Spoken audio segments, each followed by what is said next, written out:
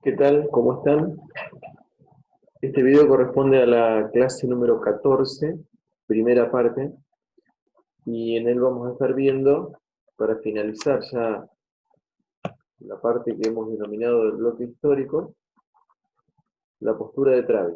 Brevemente recuerdo que vimos algunos autores que denominamos tradicionales, que hablaban del origen de la profesión, tanto en el mundo, que era para nosotros Europa básicamente, como después en Latinoamérica.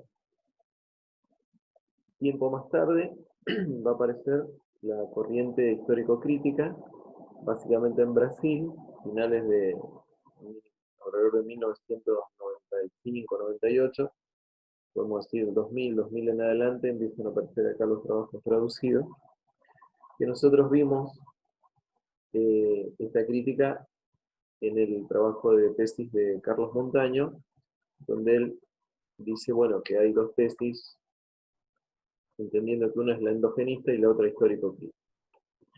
Correspondería ver entonces, para finalizar, como les dije, sin que llegue a ser todavía una nueva corriente, pero ya hay varios autores. La más significativa es Travi, Viviana Travi, que va a criticar la postura de los críticos y va a revalorizar algunas figuras que tomaban estos autores tradicionales. Principalmente Mire Richmond, pero muchas otras. Jane Addams y demás. Bien, lo vamos a ver desde el libro precisamente de Viviana Travi, que se denomina La dimensión técnica instrumental en trabajo social. La dimensión técnico-instrumental en trabajo social, del cual yo para este tema les escaneé el capítulo 1, que voy a desarrollarlo sintéticamente.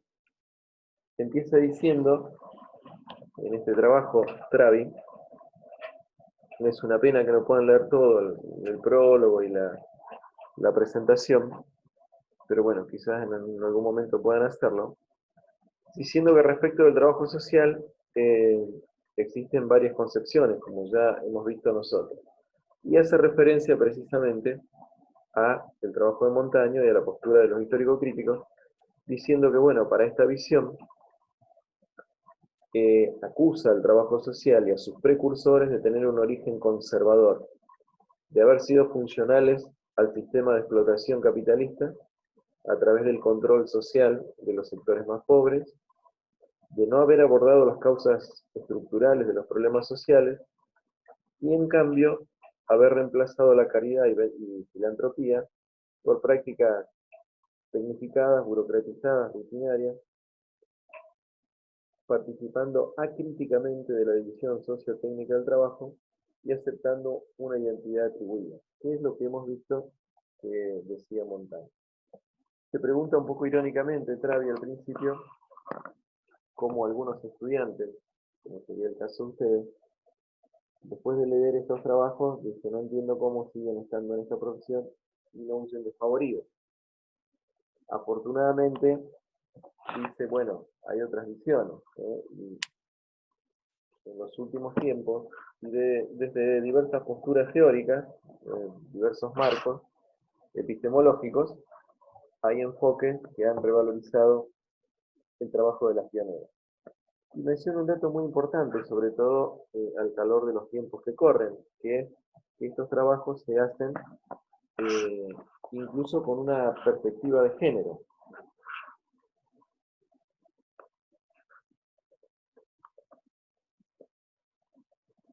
El libro este de Travi es de la primera edición y es del año 2006, es decir, ya en el 2006 eh, hablaba de la perspectiva de género. Y entonces a lo largo del libro, del capítulo, de este primer capítulo, Viviana Travi va a intentar refutar las, comillas, acusaciones que hace Montaño respecto del trabajo social en su origen. Si bien ella no lo hace de la forma que lo voy a hacer yo, es decir, no es que toma un título y lo desarrolla, pero si uno lee el capítulo detalladamente, y sería un buen ejercicio para que hagan, puede advertirse claramente cómo va contestando cada una de las acusaciones, dice ella, de los planteos que hace Montaño sobre el origen de la profesión. En primer lugar, va a decir respecto de la admonición o acusación de que las pioneras eran funcionales al sistema. Dice, bueno, lejos de ser conservadoras o garantes del orden moral, personas sumisas, sin autoestima, que solo se preocupaban por hacer el bien, entre comillas, dice, la verdad es que debería abordarse el tema más seriamente, de una forma más realista, y se advertiría que estas personas que trabajaron en los comienzos de la profesión militaban en los movimientos de la época abolicionistas, es decir, intentando abolir la esclavitud, la pena de muerte, en los movimientos sufragistas, es decir, que intentaban que las mujeres tengan el derecho al voto al igual que los hombres, en movimientos pacifistas, y ya sobre finales de 1800, es muy importante situarse en la época, finales de 1800, principios de 1900, este, con una clara reivindicación femenina en lo que se denominaba por aquel entonces el matrimonio bostoniano. Se denominaba así porque Boston fue una de las primeras ciudades en que comenzaron a haber parejas de un mismo sexo, de dos mujeres. Jane Addams, que es una de las pioneras que va a mencionar Travis en su libro, justamente era una de esas personas que tenía una pareja mujer. Pero no tenemos que perder de vista que esto ocurría sobre finales de 1800, principios de 1900. ¿Sí? Dicen, bueno, estas mujeres, lejos de ser sumisas, de tener una mirada moralista, y por eso da este ejemplo, militaban en todas estas corrientes, en estos grupos que además fueron creadoras de esas corrientes. Y tanto es así que terminaron organizando y administrando las más importantes obras sociales de la época. Dice, pero para entender cómo lo que primero fue una ocupación terminó siendo una profesión, hay que interpretar el momento, justamente finales del siglo XIX, y junto con la profesionalización del trabajo social, se da la profesionalización o la irrupción de otras profesiones, como la filosofía, la sociología, la psicología, el periodismo, etc. ¿Qué es necesario, dice Travi, para que una profesión se constituya en tal? Y es muy importante porque menciona varios elementos. Dice, primero, el desarrollo de un cuerpo de conocimientos disciplinares, ordenados sistemáticamente, y un contenido teórico, disciplinar. La transmisión de dichos conocimientos a través de instancias formales, de formación y acreditación. Hoy eso es la universidad. En aquel momento, cuando se iniciaron los primeros cursos que se dieron gracias a Ritmo. La consolidación de la investigación, el establecimiento de principios éticos que rigen el accionar de la profesión, como nosotros hemos visto, una organización interna que ejerce autoridad sobre el ejercicio y que desarrolla una cultura profesional, serían los colegios profesionales, y el reconocimiento público de la actividad profesional, que en nuestro caso está avalado y garantizado por una ley, digamos, por la legislación. Bien, menciona también lo que ocurría sobre finales del siglo XIX, principios del siglo XX, algo de lo que ya hemos hablado, las grandes transformaciones post-revolución industrial, con todo el movimiento que eso condujo, transformación en el campo de las ideas, en lo cultural, en lo educativo, en lo demográfico, en los centros de formación, en la incipiente todavía, pero ya apareciendo irrupción de la mujer en busca de sus derechos. Y bueno, en ese marco también una serie de desigualdades y necesidades no cubiertas, como hemos dicho, a través del tránsito de lo rural a lo urbano, la pobreza manifiesta, y contestando lo que dice Montaño, entonces, que las primeras exponentes de la profesión fueron funcionales a la explotación del sistema capitalista y que solo ejercían el control social y que no buscaban la causa estructural de los problemas, va a contestar Travi diciendo que no solo estas mujeres se ocupaban de denunciar la pobreza, que por cierto era mucho y acuciante, sino todo otro tipo de injusticia, ¿sí? Como la corrupción, los problemas de la inaccesibilidad a la tierra, la explotación tanto de mujeres como de niños, la problemática de la vivienda, la delincuencia juvenil, el alcoholismo, etc.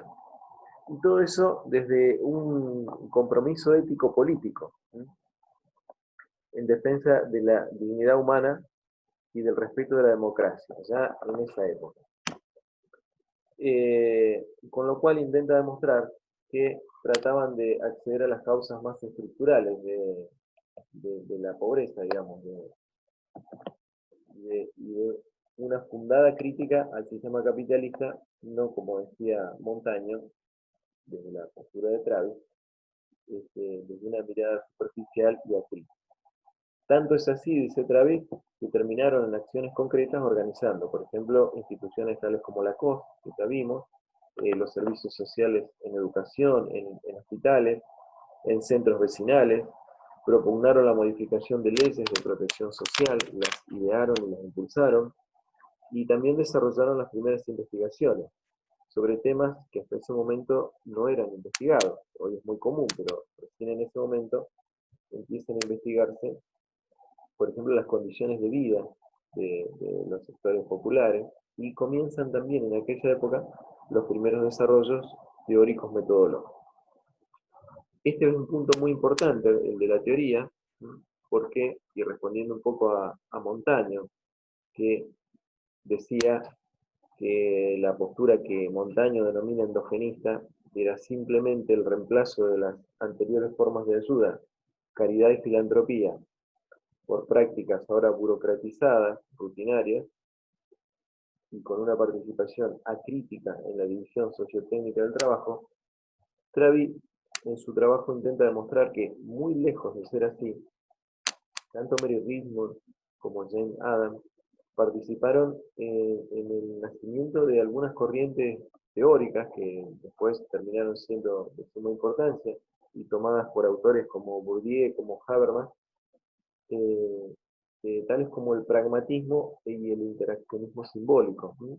Que son corrientes teóricas cuyos fundadores fueron Peirce, James, John Dewey y George Mead, que bueno, está en el texto, lo van a leer de él. Que fueron los creadores de estas corrientes y era gente que tenía mucha interacción, por ejemplo, con Mary Richmond, con James Adams, y que trabajaban en conjunto y se nutrían mutuamente de sus teorías. Y estos postulados incluían duras críticas al modelo capitalista. Así que con eso intenta, bien, desmoronar el postulado de Montaño. Otra situación muy particular que recordarán del trabajo de Montaño, que se preguntaba a Montaño cómo es que no había ruptura entre la profesión y las anteriores formas de ayuda. Y va a decir Travis, la verdad es que rupturas hubo muchas, y las enumera. Dice, bueno, se dieron rupturas al profesionalizarse el servicio social, con lo que anteriormente era, denomina Travis, una ocupación, esto de ayudar y demás, al momento de emerger como profesión, se dio una ruptura en los fundamentos, valores, fines últimos y la filosofía que inspira a la profesión. Una ruptura en la interpretación acerca de los problemas sociales y la pobreza, ¿sí? Buscar la raíz estructural y no solamente la superficie. Una ruptura en la concepción de los sujetos. Una ruptura en la incorporación de los marcos teóricos más avanzados desarrollados por las ciencias sociales de la época, que es lo que acabo de mencionar, el pragmatismo y el interaccionismo simbólico. La presencia de agentes profesionales con formación académica y el cambio en las formas de ayuda en la organización y la prestación de servicios. ¿Sí? Bien, respecto de los fundamentos y fines últimos, va a decir justamente que se buscaban las causas profundas, de allí la dura crítica a través de muchos documentos y acciones concretas contra el sistema capitalista. La interpretación, por tanto, de los problemas sociales y la pobreza como de raíz estructural del mismo sistema. Y la concepción de los sujetos, ya no como meros individuos desajustados, sino buscando justamente los problemas estructurales de la sociedad. Los marcos teóricos, como expliqué, de estas personas que trabajaban con ellos, y la presencia de agentes profesionales con formación académica. Este también es un punto muy importante y que va a marcar una inflexión en el nacimiento de la profesión, que es a partir de los cursos de formación que terminarían siendo posteriormente incorporados a las universidades, y en los cursos de formación que comienzan a darse, empiezan no solo a hablar de nuevas técnicas e instrumentos de trabajo, sino que se hace especial hincapié en que debería haber una profunda y correcta formación teórica en esas escuelas, y que no alcanzaba con ser, entre comillas, bueno o tener buenas intenciones o buen corazón, a partir del momento de la institucionalización de la profesión.